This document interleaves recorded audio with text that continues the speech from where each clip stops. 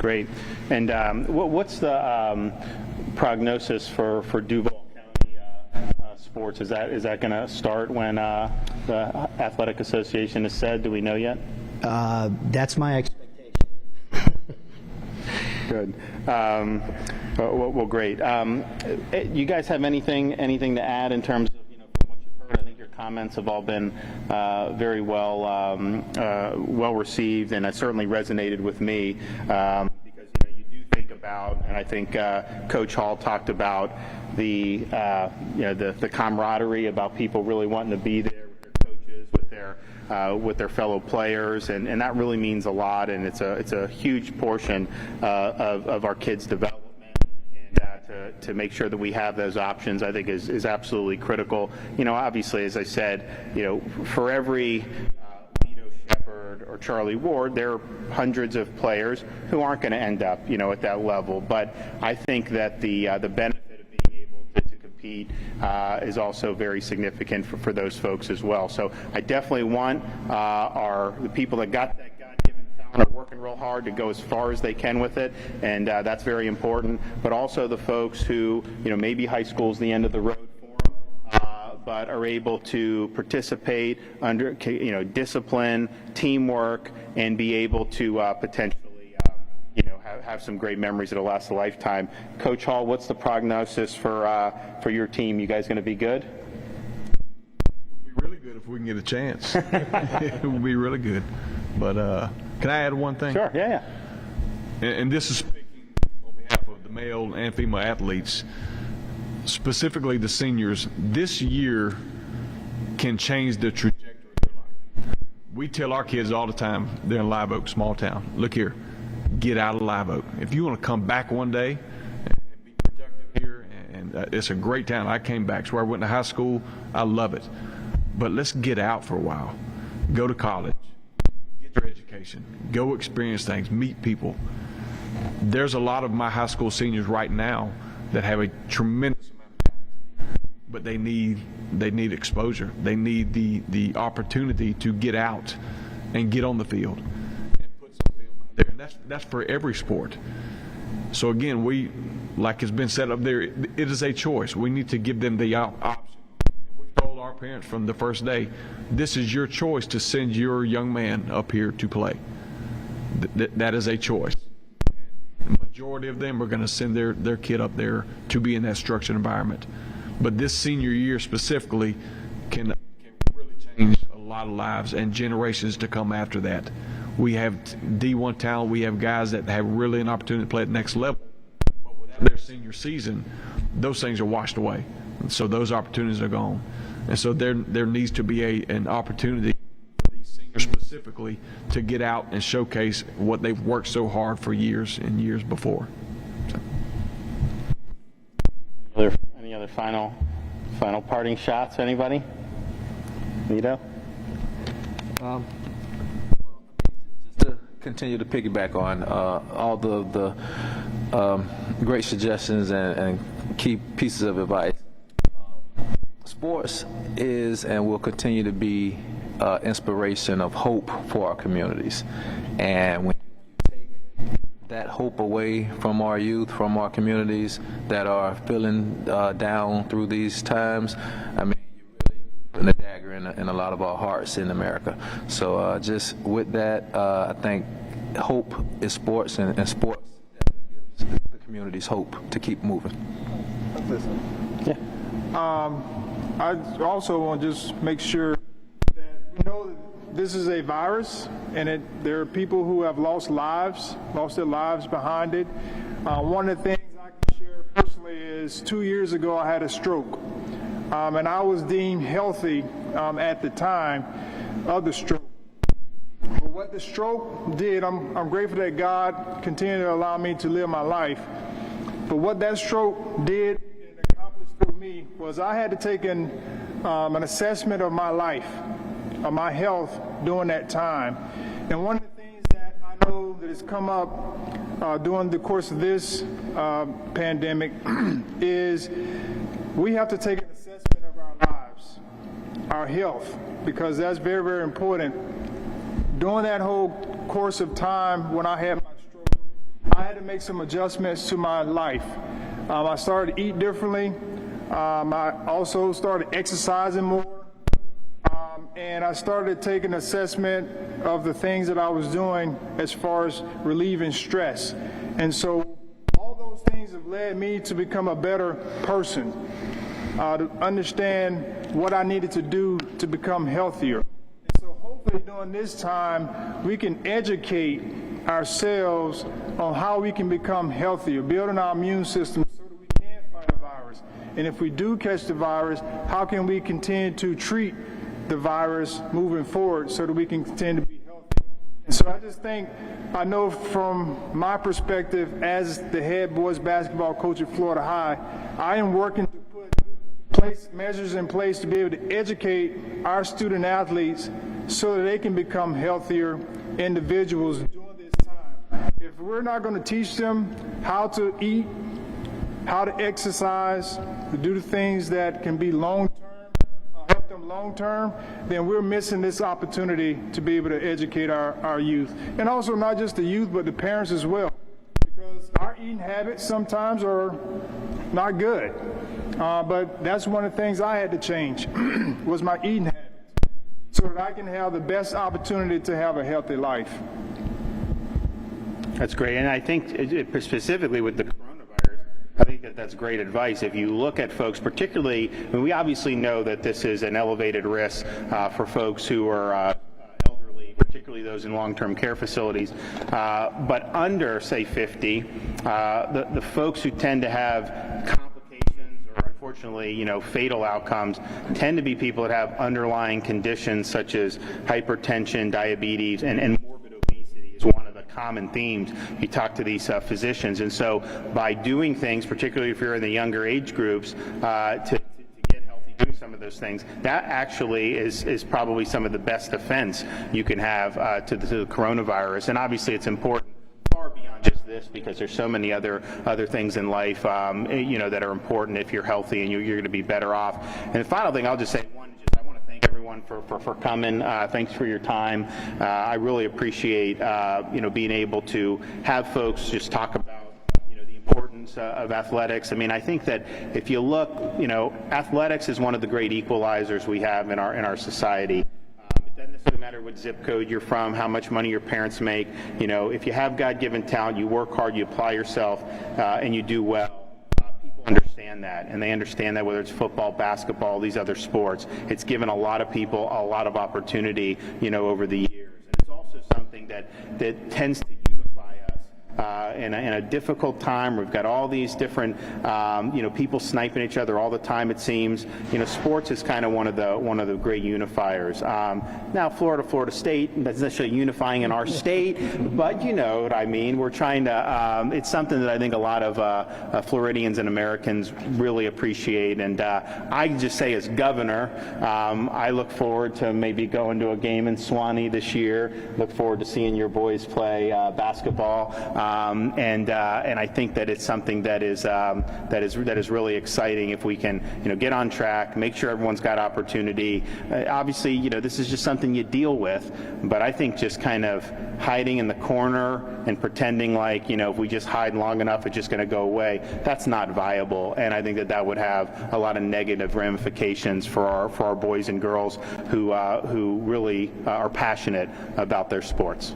Thank you. With that, you guys have any questions? I've got a question about Rick Scott's comments. It says stop blaming people, for his problem, for your problem in the employment system.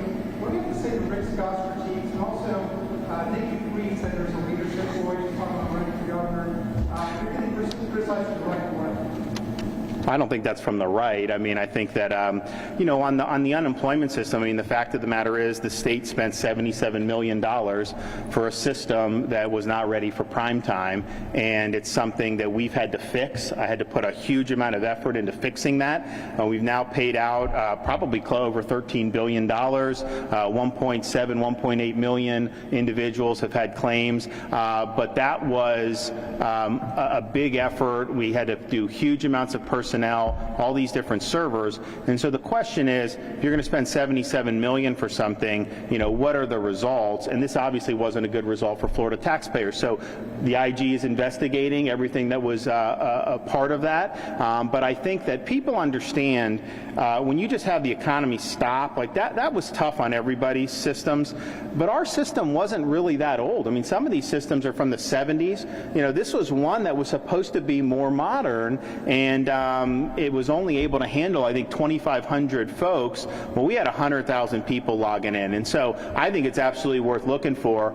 Look, my responsibility is to figure out a way to get it right. And so we moved mountains to be able to get people their money. I surged 2,000 state employees for other agencies. We brought in engineering know-how to basically reconfigure the system. I waived pretty much any rule that I could waive that was keeping people from being able to access the system or making them wait so that they wouldn't be able to get paid. So that was a huge, huge priority for us. But I do think that we need to look at and see, okay, why would you have paid the 77? Because it's one thing if it was just on the cheap and you didn't expect it, but that's an enormous amount of money, I think, for a system that clearly was not built for the long haul. Yes, sir. I want to ask you about sports. We all understand the importance. Will there be a set label for all of these sports? A lot of them are contracted. Kids are going to be close quarters about how to deal with this situation. Number one, we don't have the luxury of a bubble like the pro sports do.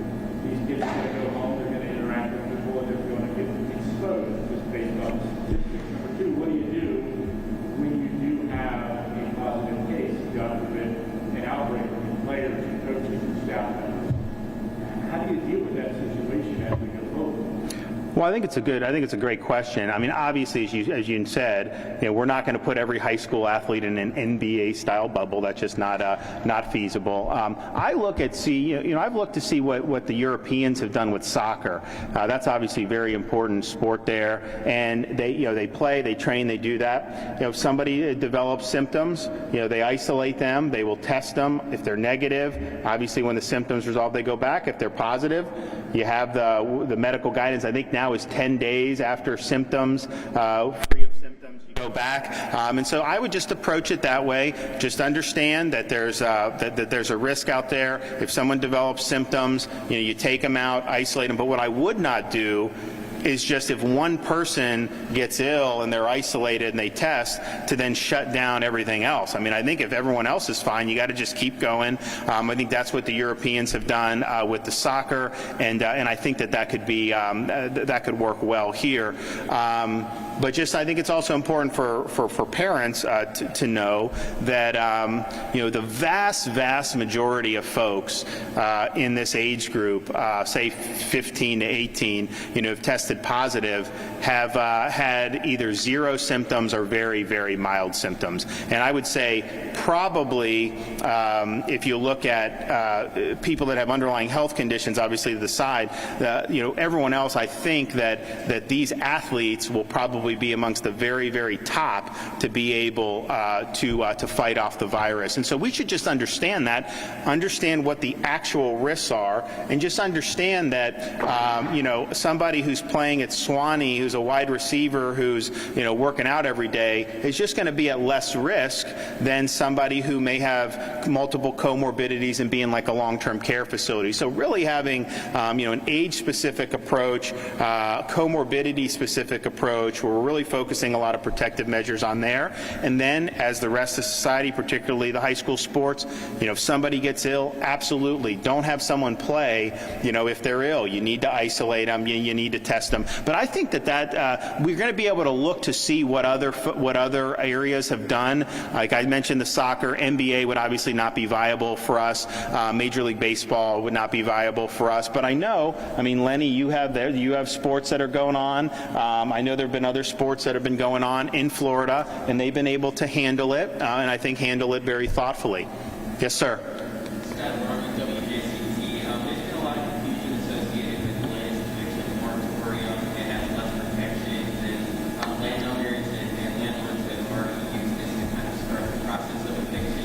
Unemployment is still considered pretty high, and there's still some pretty high case numbers in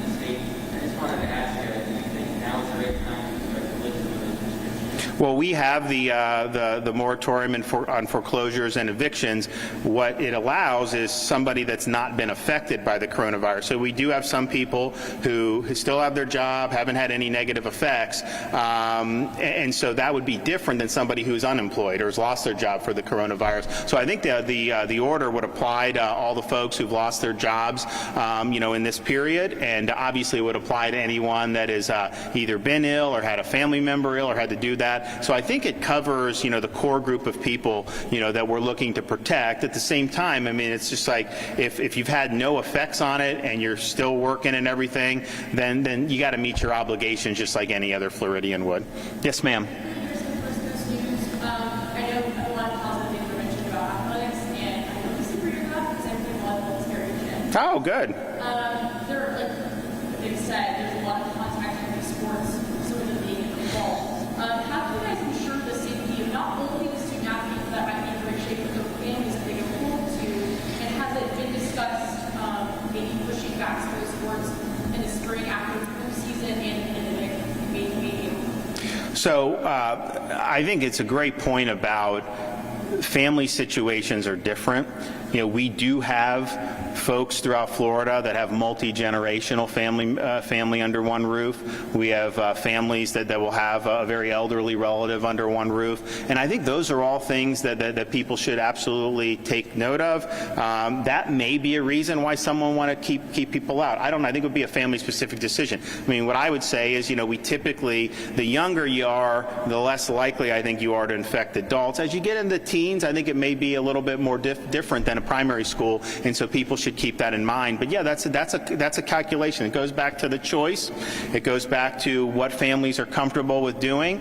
I could just tell you, as a father, my kids are young. They're not sports age yet, but if they were, I would want them playing. And if they bring something back to the house, I mean, as much as I wouldn't want that, I would rather take that risk than to deprive them of the opportunity, to do things like this. But that's just me as a father, the calculation I would make. There may be some families that are just in a different boat and see it a little bit differently. But those are things that, and I would say, if you look at some of the outbreaks that we've seen, the more severe outbreaks have tended to be in areas where you did have more multi-generational living, and some of the ones that were a little bit milder tended to be ones where a lot of the younger people really weren't living. These are people in their 20s and 30s, more living on their own and not as much in contact with older generations. And so you definitely see that in terms of the hospitalizations we've seen, in terms of, unfortunately, some of the COVID-related deaths that we've seen. So it is definitely a concern. But I think it's one that Floridians will be able to make sense of.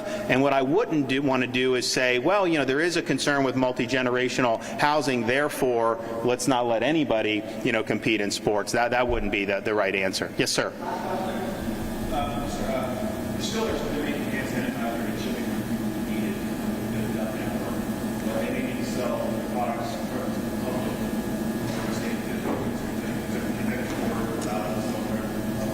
So this would be some of the alcohol folks would sell it.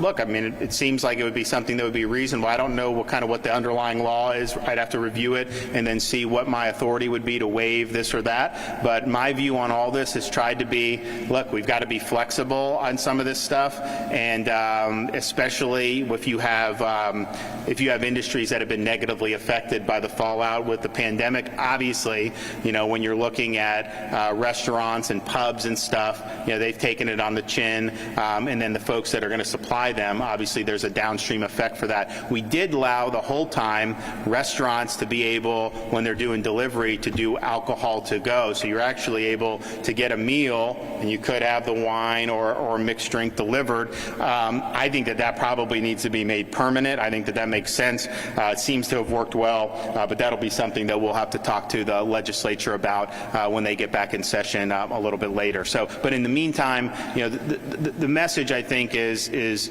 sports for these young kids is really an important part of their life.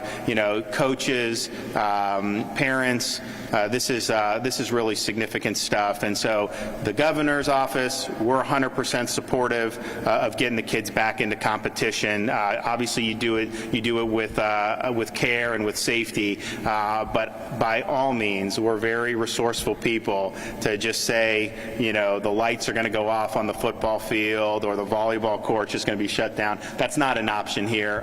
You know, we got to give these folks some opportunities, and I will, you know, Charlie, Lido, I am going to see if we can make sure that rivalry game continues, because I know it's one that we all look forward to every year. And look, I don't have a dog in the fight, but it's one that I want to see, and I think that you know, the Gators prospects, you know, look good. I think they played LSU better than any team did, and then I think we got a new coach at Florida State. I think there's some renewed optimism, you know, with the program there as well. So I just think it would be something that would be good for the state if we could get it done. So we're gonna work to see what the options would be for that. But thanks everybody for coming.